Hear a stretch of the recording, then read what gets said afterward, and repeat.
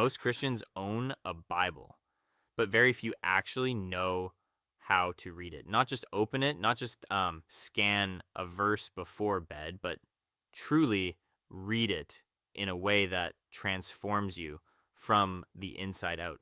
If you have been reading the Bible for years and still feel like it never really speaks to you, like every session ends the same way it started, this is for you, my brothers and sisters. And before we go any further, I need to tell you something important. This is part one of a 3-part series on how to study the Bible. In this first video, we are building the foundation. Everything a beginner needs to actually connect with the Word of God and start hearing it like never before. In part 2, we go deeper with intermediate methods that sharpen your understanding, your interpretation, and your ability to study on your own. In part 3, we go into advanced practices that most believers never discover. Practices that change not just how you read, but how you see God, yourself, and everything around you. Each video builds on the last. So if you are serious about growing in your faith, watch all 3. Do not skip ahead. This is where the journey begins. Why do so many Christians read the Bible without being changed by it? Because most Christians have been told to read the Bible, but almost no one has been taught how to actually feed on it. And there's a massive difference between scanning Scripture and letting Scripture scan you, between reading it as information and receiving it as revelation. Hebrews 4:12 says, "For the word of God is living and active, sharper than any two-edged sword, piercing to the division of soul and of spirit, of joints and of marrow, and discerning the thoughts and intentions of the heart." Living and active. That means every time you open it with the right posture, something is supposed to happen inside you. The problem is not that the Bible is too complicated or that you are not spiritual enough. The problem is that no one taught you how to approach it, and that changes today. Here are 4 foundational keys to studying the Bible the right way. First, come with a posture of surrender, not just curiosity. Many people open the Bible looking for answers to their questions, but God designed the Word to do something deeper than answer questions. He designed it to change the person asking them. Before you read a single verse, stop and pray, even if it is just 10 seconds. Ask the Holy Spirit to open your understanding and speak to you personally. Jesus promised in John 16:13, "When the Spirit of truth comes, he will guide you into all the truth." You were never meant to read this book alone. You have a teacher. His name is the Holy Spirit, and when you invite him before you open the page, what was once confusing becomes clear, and what was once familiar becomes fresh. This is not a religious ritual. It is a relational act. Do not skip it. Second, start with a plan, not a random chapter. One of the most common mistakes new Bible readers make is opening to a random page and hoping something meaningful comes out. Sometimes it does, but that is not a method. That is luck. The Bible has 66 books, and they are not all the same kind of writing.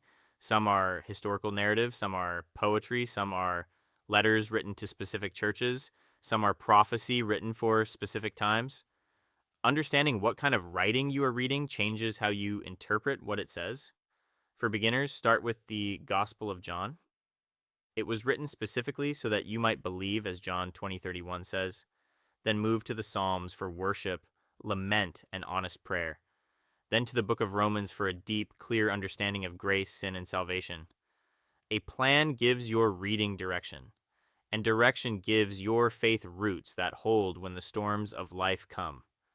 Third, read slowly and ask 3 questions. Speed is the enemy of understanding when it comes to Scripture. Most people read the Bible the way they scroll through social media, fast, surface level, moving on before anything has time to land. But the Word of God rewards the one who slows down and stays present. After you finish a passage, ask these 3 questions out loud or in your journal.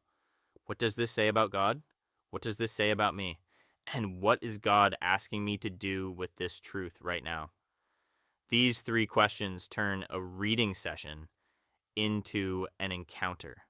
Psalm 119, 105 says, "Your word is a lamp to my feet and a light to my path." A lamp does not flood everything at once. It lights the very next step. That is exactly how the word works when you slow down and let it. One step, one truth, one application at a time. Fourth, write it down. There is something that shifts in you when you move from reading to writing. When you write down a verse that speaks to you, you are not just recording information. You are marking a moment where God showed up in the middle of your ordinary morning. Keep a simple notebook beside your Bible. Write the date, the verse, and one honest sentence about what it means to you personally. Not what a pastor said about it, not what a commentary explains, what it means to you in your life, in your season right now. Because God is not only speaking to the church in general, He is speaking to you specifically. And when you write it down, you build a record of His faithfulness that you can return to on the days when God feels silent and far away. That journal becomes evidence. Evidence that He was there. Evidence that He spoke. Evidence that the Word is truly alive. So, how do you put this into practice today? Choose a time and protect it like it is sacred, because it is. It does not need to be an hour. Start with 15 minutes every morning, same time each day, before your phone, before the news, before anything else takes your attention. Open with a short prayer inviting the Holy Spirit. Say something as simple as, Holy Spirit, speak to me through your word today. Then read one passage slowly. Do not rush to finish a chapter. Let a single verse hold you if that is where God wants you. Ask the 3 questions.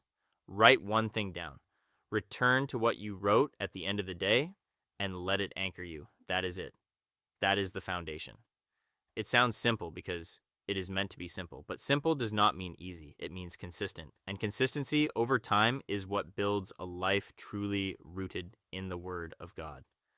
Jeremiah 15:16 says, Your words were found, and I ate them, and your words became to me a joy and the delight of my heart. That is what is waiting for you on the other side of this discipline. Not just knowledge, not just religious duty, delight. Real joy that only comes from a life that is genuinely fed by God's word every single day. The Bible is not a textbook to be completed. It is a relationship to be cultivated. The decision is yours. You can keep owning a Bible that sits on your shelf, untouched and silent. You can keep opening it occasionally, feeling guilty that you are not getting more from it. Or you can start today with surrender, a plan, 3 questions, and a pen. God is not looking for perfect students. He is looking for willing hearts. And a willing heart open to the word daily will never stay the same. If you are ready, write this in the comments. Lord, open your word to me today. Let that be your declaration. And do not stop here. Part 2 is waiting for you. And it takes everything we built today and goes even deeper into how to understand and apply what you read. If this message spoke to your heart, subscribe to FaithSketch. Because here, everything is built on the Word of God.